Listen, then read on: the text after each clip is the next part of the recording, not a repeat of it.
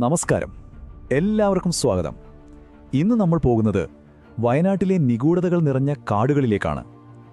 കടുവയും കാട്ടാനയുമൊക്കെയുള്ള ആ വലിയ കാടിന്റെ ഉള്ളിൽ ഒരു കല്ലിനകത്ത് ആയിരക്കണക്കിന് വർഷങ്ങളായി ഒരു രഹസ്യം ഉറങ്ങിക്കിടക്കുന്നുണ്ട്. വാ, നമുക്ക് ഒരുമിച്ച് ആ രഹസ്യം എന്താണെന്ന് നോക്കാം. അപ്പോൾ ഈ കഥ തുടങ്ങുന്നത് ഒരാളിൽ നിന്നാണ്. പേര് ഫ്രെഡറിക് ഫോസറ്റ്. ഒരു ബ്രിട്ടീഷ് പോലീസ് സൂപ്രണ്ടാണ്. കയ്യിലൊരു തോക്കുമൊക്കെയായിട്ട് ആരും അധികം കടന്നു ചെല്ലാത്ത ആ കാട്ടിലേക്ക് പുള്ളിയൊരു നായാട്ടിനിറങ്ങിയതായിരുന്നു. പക്ഷേ നല്ല എക്സ്പീരിയൻസ് ഉള്ള ആ വേട്ടക്കാരന്റെ യാത്രയെ തടഞ്ഞു നിർത്തിയത് ഒരു പുലിയോ ആനയോ ഒന്നുമല്ലായിരുന്നു. അതിനേക്കാളൊക്കെ അപ്രതീക്ഷിതമായൊരു കാഴ്ചയായിരുന്നു അത്.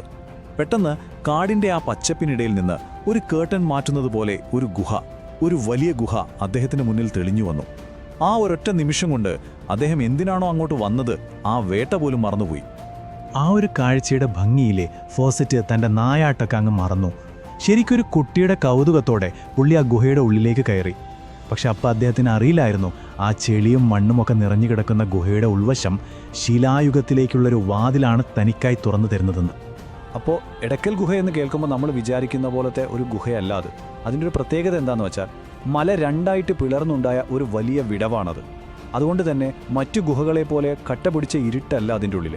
ആ പാറകളുടെ ഇടയിലൂടെ ആവശ്യത്തിന് സൂര്യപ്രകാശം അകത്തേക്കിങ്ങനെ അരിച്ചിറങ്ങും. അങ്ങനെ തോക്കും നായാട്ടുമെല്ലാം മറന്ന ഫോസറ്റ് പിന്നീട് ഒരുപാട് തവണ ആ ഗുഹയിലേക്ക് തിരിച്ചുപോയി. നൂറ്റാണ്ടുകളായിട്ട് അവിടെ അടിഞ്ഞുകൂടിയ മണ്ണും ചെളിയും ഒക്കെ നീക്കം ചെയ്യാൻ അദ്ദേഹം തീരുമാനിച്ചു. പക്ഷേ ആ ഗുഹയെക്കുറിച്ച് ഒരുതരം പേടിയുണ്ടായിരുന്ന അവിടുത്തെ കുറുമ്പ ഗോത്രക്കാരെ സഹായിക്കാൻ വന്നില്ല. എന്നാൽ പണിയ വിഭാഗത്തിലെ കുറച്ച് തൊഴിലാളികൾ ധൈര്യത്തോടെ മുന്നോട്ട് വന്നു. അവരുടെ ആ ഒരു കഠിനാധ്വാനത്തിന്റെ ഫലമായിട്ട് നൂറ്റാണ്ടുകളായി അടിഞ്ഞുകൂടിയ ആ മണ്ണ് മാറിയപ്പോൾ അതിനടിയിൽ നിന്ന് ചരിത്രത്തിന്റെ ആദ്യത്തെ അടയാളങ്ങൾ പുറത്തേക്ക് വന്നു. എന്നാൽ ഫോസറ്റ് താൻ കണ്ട കാര്യങ്ങളെല്ലാം രേഖപ്പെടുത്തി ബ്രിട്ടനിലേക്ക് തിരിച്ചുപോയതിനു ശേഷം ശരിക്കും അവിശ്വസനീയമായ ഒരു കാര്യമാണ് സംഭവിച്ചത്. ആ ഗുഹ, അതിലുണ്ടായിരുന്ന ആ വിലമതിക്കാനാവാത്ത രഹസ്യങ്ങൾ എല്ലാം ഏതാണ്ട് പൂർണ്ണമായിട്ട് മറവിയിലേക്ക് അങ്ങ് താണുപോയി. ഒന്ന് ആലോചിച്ച് നോക്കൂ, ഫോസറ്റിന്റെ ഈ കണ്ടെത്തൽ പുറം ലോകം അറിഞ്ഞിട്ട് ഏകദേശം 80 വർഷത്തോളം. 80 വർഷം എടക്കൽ വീണ്ടും ആരും ശ്രദ്ധിക്കാതെ കിടന്നു. ഇന്ത്യക്ക് സ്വാതന്ത്ര്യം കിട്ടി, രാജ്യം പുതിയ സ്വപ്നങ്ങളുടെ പിന്നാലെ പോകുമ്പോൾ നമ്മുടെ ഭൂതകാലത്തിലെ ഈ വലിയൊരു നിധി എല്ലാവരുടെയും ഓർമ്മയിൽ നിന്നും മാഞ്ഞുപോയി. കാടും മണ്ണും വീണ്ടും ആ ചരിത്രത്തെ മൂടിക്കളഞ്ഞു. ഒടുവിൽ 1985 അതൊരു സംരക്ഷിത സ്മാരകമായി പ്രഖ്യാപിക്കപ്പെടുന്നത്. അതുവരെ പൂർണ്ണമായ നിശബ്ദതയായിരുന്നു. അപ്പോൾ ഇനി നമ്മുടെ കഥയിലേക്ക് പുതിയ ചില നായകന്മാർ വരികയാണ്. പ്രശസ്തരായ ചരിത്രകാരന്മാരാണ് MGS നാരായണനും HD സാംഗ്ലിയെയും.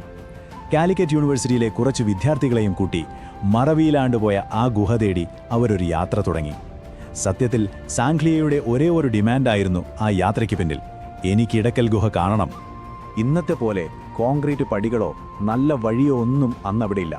കാട്ടുവള്ളികളിലും മരത്തിലുമൊക്കെ പിടിച്ച് ആ ചെങ്കുത്തായ മല കയറുക എന്ന് പറഞ്ഞാൽ അതൊരു സാഹസം തന്നെയായിരുന്നു. അങ്ങനെ ഒരുപാട് കഷ്ടപ്പെട്ട് ആ മലയുടെ മുകളിലെത്തി അവരെ കാത്തിരുന്നത് ശരിക്കും ഞെട്ടിക്കുന്നൊരു കാഴ്ചയായിരുന്നു. ആ ഗുഹയുടെ വാതിൽക്കൽ പത്തി വിടർത്തി നിൽക്കുന്ന ഒരു കൂറ്റൻ മൂർഖൻ. എല്ലാവരും പേടിച്ചുപോയി. ഭാഗ്യത്തിന് ഒരു ആദിവാസി മൂപ്പൻ അവരുടെ സഹായത്തിനെത്തി. അദ്ദേഹം എന്തൊക്കെയോ മന്ത്രങ്ങൾ ചൊല്ലി ആ പാമ്പിനെ അവിടെ നിന്ന് ഓടിച്ചു. അതിനുശേഷമാണ് അവർക്കൊരു സമാധാനത്തോടെ ഗുഹയുടെ ഉള്ളിലേക്ക് കടക്കാൻ പോലും പറ്റിയത്. പതിറ്റാണ്ടുകളുടെ പൊടിയും മാരാലയുമൊക്കെ അവർ പതിയെ വൃത്തിയാക്കാൻ തുടങ്ങി. ആ പുരാതനമായ ചിത്രങ്ങൾ വീണ്ടും വെളിച്ചം കണ്ടു തുടങ്ങി. അങ്ങനെ ചുമരുകൾ വൃത്തിയാക്കിക്കൊണ്ടിരിക്കുന്നതിനിടയിലാണ് പെട്ടെന്നാണ് ഡോക്ടർ സാംഗ്ലിയ ആവേശത്തോടെ നിലവിളിച്ചത്. അദ്ദേഹത്തിന്റെ കയ്യിൽ ഒരു കൽമഴു. അത് വെറുമൊരു കല്ലായിരുന്നില്ല. ആയിരക്കണക്കിന് വർഷങ്ങൾക്ക് മുൻപ് ആ ചുമരുകളിൽ ചിത്രം വരച്ച മനുഷ്യരുടെ കയ്യൊപ്പ് പതിഞ്ഞ ചരിത്രത്തിലേക്കുള്ള ഒരു താക്കോലായിരുന്നത്. പക്ഷേ ആ ഗുഹ വീണ്ടും കണ്ടെത്തിയത് ഒരു തുടക്കം മാത്രമായിരുന്നു. അതിനെ എന്നേക്കുമായി ഇല്ലാതാക്കാൻ കെൽപ്പുള്ള പുതിയ ഭീഷണികൾ ഇന്നത്തെ ലോകം അവർക്കായി ഒരുക്കിവെച്ചിരുന്നു. ഈ ചരിത്രനിധി നേരിട്ട ഭീഷണികൾ അത്ര നിസ്സാരമായിരുന്നില്ല. ചിലർ വന്ന് ആ പുരാതന ചുമരുകളിൽ തങ്ങളുടെ പേരൊക്കെ കോരിയിട്ട് വികൃതമാക്കി. മറ്റു ചിലർ ഗുഹയുടെ ഉള്ളിൽ തീയിട്ട് കരിപിടിപ്പിച്ചു. എന്നാൽ ഇതിലെല്ലാത്തിലും വലിയ ഭീഷണി വന്നത് തൊട്ടടുത്ത് തുടങ്ങിയ ഒരു ഗ്രാനൈറ്റ് ക്വാറിയിൽ നിന്നായിരുന്നു. അവിടുത്തെ സ്ഫോടനങ്ങളുടെ പ്രകമ്പനം ആ മലയെ തന്നെ തകർക്കാൻ ശേഷിയുള്ളതായിരുന്നു. അതൊരു സമയത്തിനെതിരെയുള്ള ഓട്ടമായിരുന്നു. MGSും സുഹൃത്തുക്കളും ചേർന്ന് ഒരു സംരക്ഷണ സമിതി ഉണ്ടാക്കി. ഗുഹയ്ക്കൊരു ഗേറ്റൊക്കെ സ്ഥാപിച്ചു. പക്ഷെ ഭീഷണി അവിടെയും തീർന്നില്ല. മുഖ്യമന്ത്രിക്ക് പരാതി കൊടുക്കാൻ പോയ അവരെ പോലീസ് അറസ്റ്റ് ചെയ്യുന്ന അവസ്ഥ പോലുമുണ്ടായി. എല്ലാ വഴികളും അടഞ്ഞപ്പോൾ അവസാനത്തെ ഒരു സ്രവമെന്ന നിലയ്ക്ക് അവർ അന്നത്തെ പ്രധാനമന്ത്രി രാജീവ് ഗാന്ധിക്ക് ഒരു ടെലിഗ്രാം അയച്ചു. അത്ഭുതമെന്ന് പറയട്ടെ, ആ ഒരൊറ്റ ടെലിഗ്രാം അത് ലക്ഷ്യം കണ്ടു. പ്രധാനമന്ത്രിയുടെ ഓഫീസ് നേരിട്ടിടപെട്ടു. ക്വാറി അടച്ചുപൂട്ടി. എടക്കൽ ഗുഹയെ പുരാവസ്തു വകുപ്പ് ഏറ്റെടുത്തു. അങ്ങനെയാണത് രക്ഷപ്പെട്ടത്. അങ്ങനെ ഗുഹ സുരക്ഷിതമായാലും അതോടെ അതിൻ്റെ ചുമരുകളിൽ പല കാലങ്ങളിലായി കോറിയിട്ട ആ സന്ദേശങ്ങൾ വായിച്ചെടുക്കാനുള്ള ശ്രമങ്ങൾ തുടങ്ങി. പതുക്കെ പതുക്കെ അതൊരു പുരാതന സംസ്കാരങ്ങളുടെ സംഗമസ്ഥാനമായിരുന്നു എന്ന് ലോകം തിരിച്ചറിയാൻ തുടങ്ങി. എന്നാൽ ചരിത്രകാരന്മാരെ ശരിക്കും ഞെട്ടിച്ചൊരു സംഭവം വേറെയായിരുന്നു. ഗുഹയുടെ ചുമരിൽ അവരൊരു ചിത്രം കണ്ടു. കയ്യിലൊരു പാത്രം പിടിച്ചു നിൽക്കുന്ന ഒരു മനുഷ്യന്റെ രൂപം. ഒറ്റനോട്ടത്തിൽ ഇതിലെന്താ ഇത്ര പ്രത്യേകത എന്ന് തോന്നും അല്ലേ? പക്ഷേ ആ ചിത്രം ഇവിടെ നിന്ന് ഏകദേശം 3000 കിലോമീറ്റർ ദൂരെയുള്ള സിന്ധു നദീതട സംസ്കാരത്തിലെ മുദ്രകളിൽ കാണുന്ന ചിത്രത്തിന്റെ ഒരു തനിപ്പകർപ്പായിരുന്നു. അതെങ്ങനെ ഇവിടെ എത്തി? ഈ ഒരൊറ്റ ചോദ്യം ഇന്ത്യൻ ചരിത്രത്തെക്കുറിച്ച് നമുക്ക് അതുവരെ അറിയാമായിരുന്ന പല ധാരണകളെയും മാറ്റിമറിക്കുന്നതായിരുന്നു. ഇടക്കൽ എന്ന് പറയുന്നത് ഒരു ഗുഹ എന്നതിലുപരി ഒരു ടൈം ക്യാപ്സ്യൂളാണ്. കാരണം ഒരേ ചുമരിൽ തന്നെ പല കാലഘട്ടത്തിലെ എഴുത്തുകൾ നമുക്ക് കാണാൻ പറ്റും. ശിലായുഗത്തിലെ ചിത്രങ്ങളുടെ തൊട്ടടുത്ത് തന്നെ അതിനും ഒരുപാട് കാലം കഴിഞ്ഞു വന്ന സംസ്കൃതം, ബ്രാഹ്മി, കന്നഡ, വട്ടെഴുത്ത് ലിപികളൊക്കെയുണ്ട്. ഇതിനൊരൊറ്റ അർത്ഥമേ ഉള്ളൂ: ആയിരക്കണക്കിന് വർഷങ്ങളായി ഈയൊരു സ്ഥലം മനുഷ്യർക്ക് വളരെ പ്രധാനപ്പെട്ടൊന്നായിരുന്നു. ഈ പുരാതന കൊത്തുപണികളും ആ നാട്ടിലെ ഇന്നത്തെ സംസ്കാരവും തമ്മിൽ ഇപ്പോഴും ഒരു ബന്ധമുണ്ട് എന്നത് രസകരമായ ഒരു കാര്യമാണ്. ഗുഹയിലെ ഒരു ലിഖിതത്തിൽ പല പുലിത്താനത്താകാരി എന്ന് കാണാം. അതിൻ്റെ അർത്ഥം ഒരുപാട് പുലികളെ കൊന്ന വീരൻ എന്നാണ്.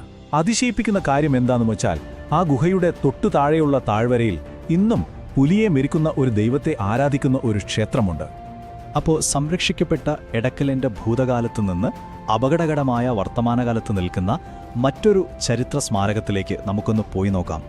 എടക്കലിൽ നിന്ന് അധികം ദൂരെയല്ലാതെ എത്തിപ്പെടാൻ കുറച്ച് ബുദ്ധിമുട്ടുള്ള ഒരു കാടിനുള്ളിലാണ് തൊവരിമല. അവിടുത്തെ നാട്ടുകാർ അതിനെ എഴുത്തുപാറ എന്നാണ് വിളിക്കുന്നത്. എടക്കലിൽ കണ്ടതിന് സമാനമായ ഒരുപാട് രഹസ്യങ്ങൾ ആ പാറയിലും ഒളിഞ്ഞിരിപ്പുണ്ട്. പക്ഷേ ഈ രണ്ട് സ്ഥലങ്ങളുടെയും ഇന്നത്തെ അവസ്ഥ തമ്മിൽ ആനയും ആടും പോലത്തെ വ്യത്യാസമുണ്ട്. എടക്കൽ ഇന്ന് ഒരു ദേശീയ സംരക്ഷിത സ്മാരകമാണ്, വളരെ ഭംഗിയായി സംരക്ഷിക്കപ്പെടുന്നു. പക്ഷേ തൊവരിമലയോ? അവിടെയുള്ള ചരിത്രം സംരക്ഷിക്കാൻ ആരുമില്ലാതെ നശിച്ചുകൊണ്ടിരിക്കുകയാണ്. ആ പഴയ ചിത്രങ്ങൾക്ക് മുകളിൽ ആളുകൾ പേരെഴുതി വികൃതമാക്കുന്നു. പാറകളാണെങ്കിൽ അടർന്നു വീഴുന്നു. ഒരു നിധി നമ്മുടെ കൺമുന്നിൽ വെച്ച് നശിച്ചു പോകുന്നത് പോലെയാണ്. എടക്കലിൻ്റെ ഈ കഥ നമ്മളൊരു കാര്യം ഓർമ്മിപ്പിക്കുന്നുണ്ട്. ചരിത്രമെന്ന് പറയുന്നത് കല്ലിൽ എഴുതി വെച്ചതുകൊണ്ട് മാത്രം നിലനിൽക്കില്ല.